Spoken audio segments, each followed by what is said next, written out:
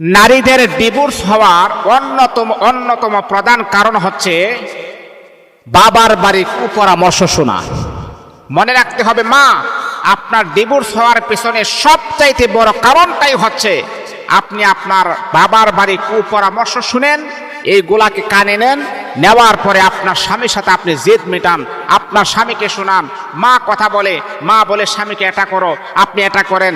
ভাই বলে তোমার স্বামীকে এইভাবে টাইট দাও, আপনি এইভাবে টাইট দেন। আপনার বোন বলে এইভাবে কথা বলো, আপনি এইভাবে কথা বলেন। আস্তে আস্তে আপনার এই সুন্দর সংসারটা তছনছ হয়ে যায়, ধ্বংস হয়ে যায়।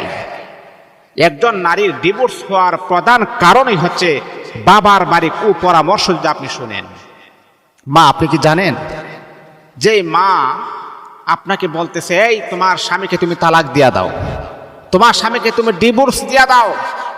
এই যে মার কথা শুনে আপনি আপনার স্বামীকে ডিভোর্স দিলেন, ডিভোর্স দেওয়ার পর আপনি বাবার বাড়িতে গেলেন।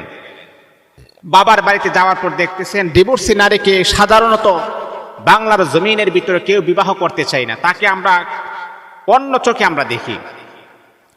আমরা কেমন মনে করি জানেন? সে যদি ভালো হইতে তাহলে তার কেন ডিভোর্স হয়, সে কেন ডিভোর্স দিয়ে আসলো? সে যদি ভালোই হইতো তাহলে কেন স্বামীকে ছেড়ে সে কেন চলে আসলো? এটাকে আমরা খারাপ চোখে দেখি। এই যে আপনি আপনার স্বামীকে ডিভোর্স দেওয়ার পরে যে বাবার বাড়িতে চলে আসলেন, আসার পরে 6 মাস যাওয়ার পরে যখন আপনাকে বিবাহ করে না, তখন আপনার নিজের মা, যেই মা আপনাকে কুপরামর্শ দিয়ে স্বামীর কাছ থেকে আপনাকে আলাদা করেছেন, সেই মা আপনাকে বোঝা মনে করে। যেই বোনের কুপরামর্শ আপনি শুনলেন, সেই বোন আপনাকে বোঝা মনে করে। যে ভাইয়ের কুপরামর্শ আপনি শুনলেন, সেই ভাই আপনাকে বোঝা মনে করে। যেই বাবার কুপরামর্শ আপনি শুনলেন, সেই বাবা এক পর্যায়ে আপনাকে বোঝা মনে করে। কিন্তু মা, আপনি জানেন, আপনি কিন্তু আপনার স্বামীর কাছে বোঝা নয়। আহা, স্বামী আপনাকে আঘাত করে, কথা বলে, কষ্ট দেয়, একটু সবুর করেন, একটু ধৈর্য ধারণ করেন। আপনি জানেন, যখন আপনার স্বামী আপনার পাশে থাকবে, সবাই আপনাকে সম্মান করবে, সবাই আপনাকে প্রাধান্য দিবে, সবাই আপনাকে রেসপেক্ট করবে, সবাই আপনাকে দেখবেন খুব সুন্দর করে আপনার সাথে কথা বলবে। কারণ আপনার মাথার উপরে একটা বট গাছ আছে, আপনার মাথার উপরে একটা ছায়া আছে। এই জন্যে নারীদের ডিভোর্স হওয়ার প্রধান কারণই হচ্ছে, 1 নাম্বার যে কারণটা, সেটা হচ্ছে বাবার বাড়ির কুপরামর্শ শোনা। যেই নারী বাবার বাড়ির কুপরামর্শ শুনবে, সেই নারী কখনো সংসার করতে পারবে না। এটা হলো 1 নাম্বার। 2 নাম্বার হচ্ছে, যেই নারী অতিরিক্ত জেদি হয়। অতিরিক্ত জেদ মানুষকে ধ্বংস করে, অতিরিক্ত জেদি ভালো না। 3 নাম্বার হচ্ছে, যেই নারী স্বামীর কথার উপরে তর্ক করে। আপনি দেখবেন, অনেক সময় দেখবেন, আপনি যখন কোনো কথা বলবেন, এই কথা যদি কেউ তর্ক করে, তাহলে আপনার মেজাজটা কেমন হয়? আপনার মেজাজটা কি ভালো থাকবে, সুস্থ থাকবে?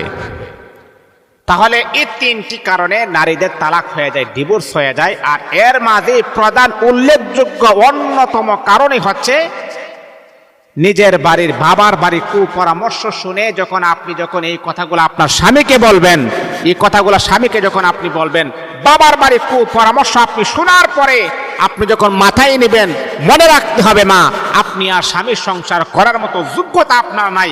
কারণ আপনি সংসার করবেন, অবশ্যই আপনার মনটাকে আপনি স্থির করতে হবে, আপনাকে প্রাধান্য দিতে হবে। আমি কি বাবার বাড়ির কথা শুনবো, নাকি আমার কথা আমাকে শুনতে হবে? আমার সংসার আমাকে করতে হবে, আমি আমার বাবার বাড়ির পরামর্শ আমি শুনবো না। তাহলে আপনার সংসারটা ফুটন্ত গোলাপের মতো সুন্দর হবে। আজকে স্বামীকে অবহেলা করতেছেন, আজকে স্বামীর সাথে এক্সেস করতেছেন, তুই তোকারি করে ব্যবহার করতেছেন, খারাপ ব্যবহার করতেছেন, খারাপ বিলাস করতেছেন। না মা, আপনি জানেন না, যে স্বামী আপনাকে অক্লান্ত পরিশ্রম করে, সারা দিন 24টা ঘন্টা পরিশ্রম করে, রাতকে রাত বলে নাই, দিনকে দিন বলে নাই, আপনাকে ভালো রাখার জন্য, আপনার মুখে খাবার তুলে দেওয়ার জন্য, আর সেই স্বামীটাকে দিনের পর দিন আপনি এক্সেস করতেছেন, আঘাত করতেছেন। মনে রাখতে হবে মা, এই দুনিয়া তো আপনি শান্তি পাবেন না, পরকালে আপনার জন্য মুক্তির কোনো ব্যবস্থা থাকবে না। এই জন্যে ডিভোর্স হওয়ার আগেই আপনি একটা কাজ করবেন, যারা ডিভোর্সি নারী তাদের সাথে একটু কথা বলবেন। আপনার স্বামীকে আপনি ডিভোর্স দেওয়ার আগে যারা ডিভোর্সি নারী তাদের সাথে একটু কথা বলবেন, জিজ্ঞাসা করবেন, বোন স্বামীর বাড়ির থেকে চলে আসছো, বাবার বাড়িতে এখন কেমন আছো, তখন দেখবেন অজুরে চোখের পানি ছেড়ে দিয়ে আপনাকে বলবে, বোন যত কষ্ট হোক না কেন তারপরে কখনো স্বামীরে ডিভোর্স দিস না রে বোন, আমি যে কি পরিমাণ অশান্তির ভিতরে আছি একমাত্র আল্লাহ ছাড়া আর কেউ জানে না, বোন তোর হাতে পায়ে ধরে বলে কখনো স্বামীকে ডিভোর্স দিস না। এই জন্যে নিজে ডিভোর্সি হওয়ার আগে ডিভোর্সি নারীর সাথে সাক্ষাৎ করুন।